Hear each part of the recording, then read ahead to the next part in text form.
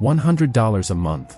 Say it out loud and it sounds almost insulting as a financial plan, the kind of number people mention right before apologizing for it, as if it is barely worth the effort of setting up automatically.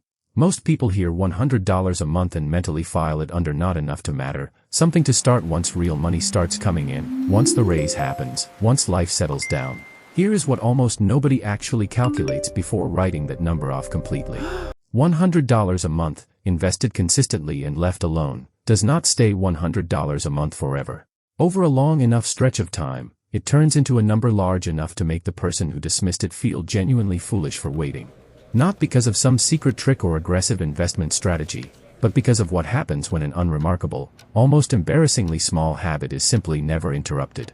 Stay with me, because I am about to show you exactly what $100 a month actually becomes, at specific years along the way, using nothing but ordinary market returns, and the number at the end is going to make the excuse of waiting until you have more money feel a lot less reasonable than it did 5 minutes ago. Meet Alex, 25 years old, working an entry-level job that pays enough to cover rent and groceries with very little left over at the end of the month. Alex does not have extra money lying around, does not get a bonus, does not have any windfall coming, and certainly does not think of himself as someone building wealth in any meaningful sense. What Alex does have is $100 a month he can commit to, set up as an automatic transfer into a simple low-cost index fund the same week he opens his first checking account. It is not a dramatic decision. Nobody congratulates Alex for it. There is no motivational speech attached to it, just a recurring transfer that leaves the account on the same day every month, quietly, whether Alex remembers it is happening or not. $1,200 a year, $100 a month, is the entire plan, and for a long time, that plan looks like it is barely doing anything at all, sitting in an account most people would glance at once and forget about entirely. Here is the exact thought that talks most people out of ever starting something this small in the first place. What is the point? $100 a month feels too insignificant to bother automating, too small to justify opening an account for, easier to just wait until there is more money to work with, because starting small feels like it barely counts as starting at all. Alex has that same thought more than once, watching the account sit at a few $100s after the first few months, wondering whether this is actually worth the mental overhead of thinking about it all. This is exactly the moment where the habit either survives or quietly dies, not because the math changes, but because the emotional payoff of watching a small number grow slowly is genuinely underwhelming. Did you hear that? Underwhelming experiences are exactly the kind of thing people abandon without ever noticing they have made a decision at all.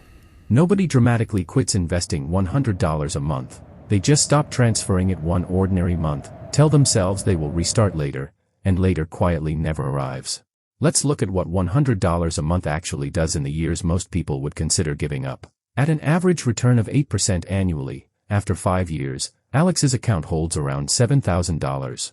After 10 years, roughly $17,400. These are not exciting numbers. Alex has personally contributed $12,000 over the first decade, and the account sitting at $17,400 feels like barely anything to show for 10 years of an automatic habit nobody else even knows exists.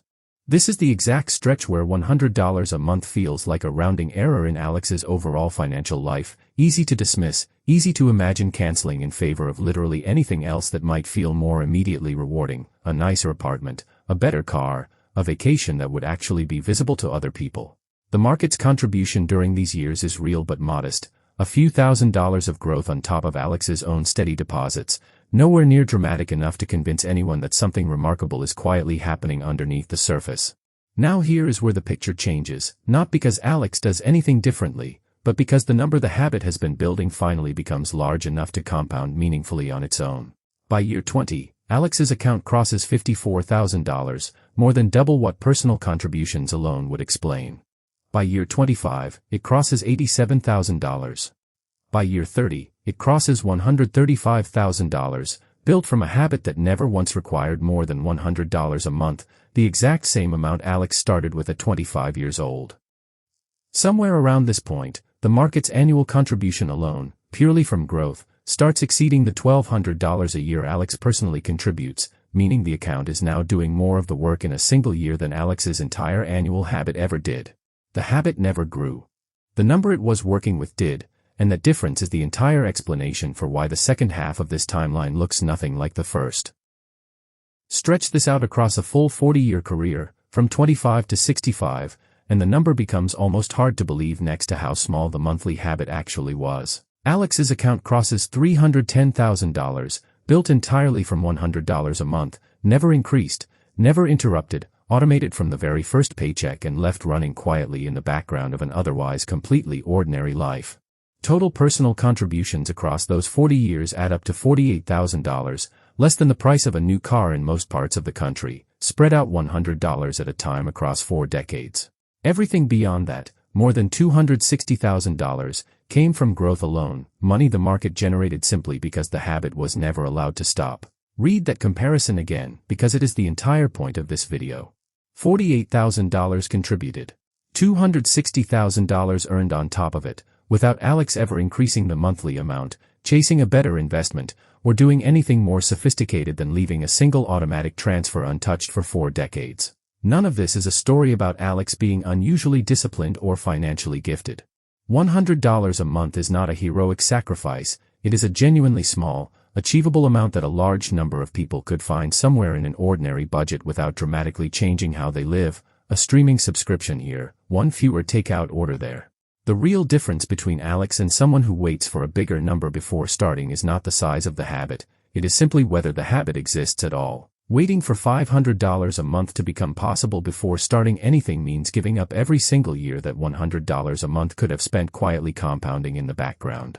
The math does not reward the size of the number you eventually start with nearly as much as it rewards the number of years the habit is allowed to run uninterrupted, which means the person who starts small today is very often better off than the person still waiting for the perfect, larger amount to finally begin.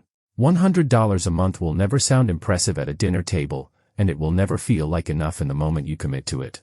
That feeling is not a signal that the amount is wrong, it is simply what every small, unglamorous habit feels like before enough time has passed for it to matter. The 40-year version of Alex is not wealthy because he found a bigger number somewhere along the way, he is wealthy because the small number never stopped, month after month, long after it stopped feeling like it was doing anything at all. If you are sitting there thinking your own version of $100 a month is too small to bother starting, the honest answer, based on nothing but ordinary compound growth, is that the smallness was never the problem, the waiting was, and the version of you 40 years from now would very likely trade almost anything to have this exact video reach you today instead of 5 years from now, when the number will already be smaller for having waited.